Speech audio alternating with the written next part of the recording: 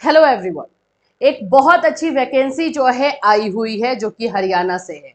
अब इस वैकेंसी में जो है कौन कौन लोग अप्लाई कर सकते हैं उस पर हम बात करेंगे। क्या एनआईयूएस डीएलएड के बच्चों को मौका में दिया गया है या नहीं, बीएड वाले को मौका मिलेगा कि नहीं, इन सभी चीजों पर हम बात करेंगे। साथ ही साथ फॉर्म कब से फिलअप होगा, लास्ट डेट कब है, आप एग्जाम पैटर्न क्या रहेगा, ये सारी इन्फॉर्मेशन आपको इस वीडियो में दी जाने वाली है। सो फ्रेंड्स, चैनल पर पहली बार विजिट कर रहे हो तो चैनल को सब्सक्राइब कर लेना। यहाँ पर आपको इस तरह से रिलेटेड, वैकेंसी से रिलेटेड, एजुकेशन से रिलेटेड इन्फॉर्मेशन दी जाती है। सबसे पहले तो मैं बता दूं, हरियाणा से ये गुड न्यूज जो है बच्चों के लिए आया हुआ है। हरियाणा के जो भी बच्चे हैं जो वेट कर रहे थे इस वैकेंसी का, फाइनली कल जो है ये ऑफिशियल नोटिफिकेशन दे दिया गया है। आप देख सकते हो ये 9 अगस्त को दिया गया है और ये डेट ऑफ पब्लिकेशन आपको दिखाई दे रहा है। और इसमें जो है फॉर्म फिलअप का पहले डेट में बता दूं तो ये फॉर्म जो आप लोगों का 12 अगस्त से फिल किया जाएगा। तो फॉर्म फिलअप का डेट जो है 12 अगस्त है। लास्ट डेट जो है फॉर्म फिलअप का वो 21 अगस्त है, 21 है। तो आप देख सकते हो लगभग जो है आपको 10-11 दिन का टाइम दिया गया है। इसके अंदर ही आपको फॉर्म भरना है। तो जो लोग अपना माइंड बना रहे हैं फॉर्म भरने के लिए जरूर भरना, लेकिन उसके पहले जो इससे रिलेटेड इन्फॉर्मेशन है वो अच्छी तरीके से समझ लो। फिर उसके बाद आप लोग का फी डिपॉजिट करने का जो है डेट 23 अगस्त दिया गया है। तो मतलब फॉर्म आप यहाँ पे 21 अगस्त तक भर सकते हैं। अगर फीस वाला पार्ट आपका रह गया है तो आप 23 अगस्त तक जो है ये फीस डिपॉजिट कर सकते हैं। अब हम इसमें मेन जो ये है कि ये जो वैकेंसी आई है ये जेबीटी के लिए है, यानी आप लोगों का जो है प्राइमरी के लिए है। तो प्राइमरी में क्या एनआईयूएस डीएलएड को मौका दिया गया है और या फिर बीएड वाले को मौका दिया गया है, तो ये सारी चीजें क्वालिफिकेशन पर हम चलते हैं तो देख लेते हैं। उसके पहले आप देख लो कि इसमें जो है वैकेंसी कितनी है। यहाँ पर आप देख सकते हो जो टोटल पोस्ट है आप लोगों का 1456 है। और इसमें आप लोग को जनरल कैटेगरी 607 है। ये सारा टोटल जाकर के 1456 होता है। ये आप लोगों का जेबीटी का 1 to 5 का जो है वैकेंसी दिया गया है। इसमें आप लोगों को जो अभी मैं बता रही थी क्वालिफिकेशन को लेकर के, अब उसमें आते हैं। आप जैसे कि जानते हो कि पहले एनआईयूएस डीएलएड जो है वैलिड था 1 to 5 में, तो हर जगह पे वैलिडिटी आपको दिखाई देती थी। लेकिन अब जब से जो है नवंबर जो 2023 से सुप्रीम कोर्ट ने एनआईयूएस डीएलएड को अमान्य किया है, तब से आप देखोगे कि 1 to 5 में एनआईयूएस डीएलएड का जगह नहीं है। यहाँ पर आपको दिखाई दे रहा है सीनियर सेकेंडरी और its equivalent with at least 50% DElEd वाले जो बच्चे हैं जो आप लोगों ने किया है उन लोगों को मिलेगा। फिर सीनियर सेकेंडरी जो है 45% मार्क्स के साथ है, उनको मौका दिया गया है अकॉर्डिंग टू एनसीटी रेगुलेशन 2002 को फुलफिल करते हुए। फिर सीनियर सेकेंडरी है, ये बीएलएड है जो 4 इयर्स का आप लोगों का होता है, जिसमें आप लोग ग्रेजुएशन एंड बीएड दोनों साथ में करते हो 50% मार्क्स के साथ। 4 years bachelor of elementary education कहा जाता है। फिर उसके बाद से आप लोगों का जो है 50% मार्क्स के साथ डिप्लोमा रहेगा स्पेशल एजुकेशन में। स्पेशल एजुकेशन को भी इसमें मौका दिया गया है, तो जो भी बच्चे स्पेशल एजुकेशन किए हुए हैं वो यहाँ पर कर सकते हैं, ठीक है। फिर इसके बाद से आ जाते हैं BA, BSc, BCom and 2 years diploma. इन लोगों ने जो भी किया है, मतलब वही बात हो जाती है कि आप लोग ग्रेजुएशन के बाद अगर आपने डीएलएड किया है, जैसे कि यूपी आपके बच्चे हो जाते हैं जो ग्रेजुएशन के बाद डीएलएड करते हैं, उन लोगों को भी इसमें मौका मिलेगा। सर्टिफिकेट ऑफ हैविंग, चलो इतना आप लोगों का जो है मेन क्वालिफिकेशन हुआ। इसमें कहीं भी आपको एनआईओस डीएलएड नहीं दिख रहा है तो उसको अब बाहर कर दिया गया है। बीएड को बाहर कर दिया गया है, क्योंकि अब इन दोनों डिग्रीज को जो है बीएड और एनआईओस डीएलएड सर्टिफिकेट को जो है मान्य नहीं किया गया है 1 to 5 में। अब इस तरह से नई नई वैकेंसीज आ रही है, तो एनआईओस डीएलएड के हाथ से बहुत सारी अपॉर्चुनिटीज आ रही है, जब तक कि उसमें कुछ भी पॉजिटिव जो है इंफॉर्मेशन ना आए तब तक। अभी यहाँ पर देख सकते हो दूसरा जो इसके लिए चाहिए होता है, इस जेबीटी जो आप लोगों का निकला हुआ वैकेंसी, उसमें एच टेट चाहिए होता है, यानी कि हरियाणा टेट। देखो, certificate of having qualified Haryana teacher eligibility test. तो जो बच्चे भी एच टेट क्वालिफाई होंगे वही इसको फिल कर पाएंगे। ये एक यहाँ पर कंपलसरी चीजें आपको दिखाई दे रही है।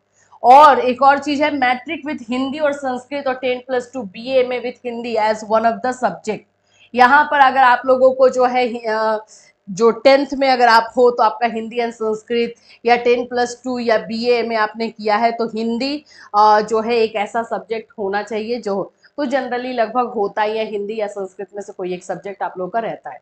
तो ये सारे क्वालिफिकेशन है और ये सारे क्राइटेरिया हैं जो आपको देखना है। अगर आप इसमें पूरी तरीके से फिट बैठ रहे हो तब आगे फॉर्म भरने का सोचना, अदरवाइज किसी भी चीज में आपको ऐसा लग रहा है कि नहीं ये हमारे लिए नहीं है और फॉर्म भरोगे तो लास्ट टाइम में जो डॉक्यूमेंट वेरिफिकेशन होगा बाकी उस समय जो है आप लोग को प्रॉब्लम हो जाएगी। तो ठीक है, ये क्वालिफिकेशन हो गया।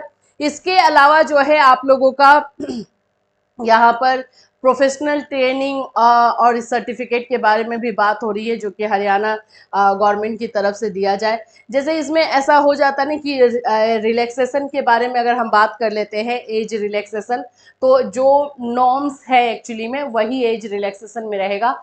आप लोगों का जो है 5 इयर्स SC/ST कैटेगरी को मिलेगा, 3 इयर्स OBC कैटेगरी को मिलेगा, वही चीज़ें जो है इसमें आपको रहेगी। यहाँ पर आप देख लीजिए एज रिलैक्सेशन में दिया गया है as per Haryana government instruction number दिया गया है, and benefit of relaxation in upper age limit where the upper age limit is 42 years without any relaxation. जो आप लोगों का 42 इयर्स का रखा गया है बिना किसी रिलैक्सेशन के। इन as the same shall not exceed 52 years for the applicants who are entitled to get the benefit of relaxation in age of one or more categories under various circumstances।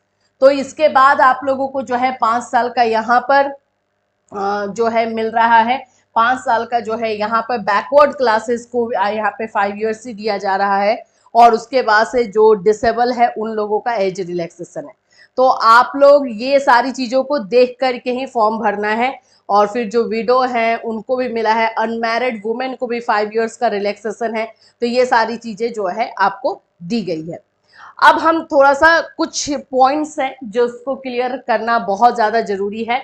The upper age limit of an applicant of any category except ex service man shall not exceed 52 years. जो category यानी कि जो relaxation मिल रहा है उसमें भी 52 years से ज्यादा नहीं होना चाहिए, 52 साल से ज्यादा नहीं होना चाहिए। ऐसे नॉर्मली सभी को 42 ईयर्स तक दिया गया है, लेकिन कैटेगरीज में आपको रिलैक्सेशन देने के बाद जैसे कि बैकवर्ड क्लासेस के 5 इयर्स, SC/ST के 5 इयर्स, उसमें भी 52 इयर्स से एक्सीड नहीं होना चाहिए। ये एक क्राइटेरिया दिया गया है। एक्स सर्विसमैन के लिए अलग है, इसीलिए वहां पे एक्सेप्ट दिया गया है। ठीक है, तो ये सारी चीजों को आपको फुलफिल करना है। एज तो मेरे ख्याल से बहुत ही अच्छा है, इतने ज्यादा एज में जो है आप लोगों को मिल रहा है तो बहुत ही अच्छी बात है।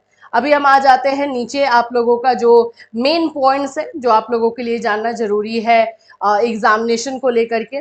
देखो ये चीज आपको ध्यान में रखना है कि जो आपका पूरा प्रोसेस रहेगा, जो फॉर्म फिलअप से लेकर के जो है आप लोग को डॉक्यूमेंट, जब फॉर्म भर लोगे तो उसका जो है पूरा प्रिंट आउट आपको निकाल लेना है, क्योंकि जब आप जाएंगे डॉक्यूमेंट वेरिफिकेशन के लिए तो उस समय जो है HSSC ये सारी चीज़ों का डिमांड कर सकती है। ये भी एक बात जो है इसमें लिखा हुआ है, यहाँ पर आप देख सकते हो प्रिंट आउट निकालने की बात भी कही गई है। ठीक है, उसके बाद आपको फी पेमेंट करने के लिए थोड़ा सा टाइम दे दिया गया है, तो ये अच्छी बात है। ये सब जो है डिसेबल बच्चों के लिए है, डिसेबल बच्चों के लिए थोड़ा सा जो रिलैक्सेशन है वो सब बातें कही गई है।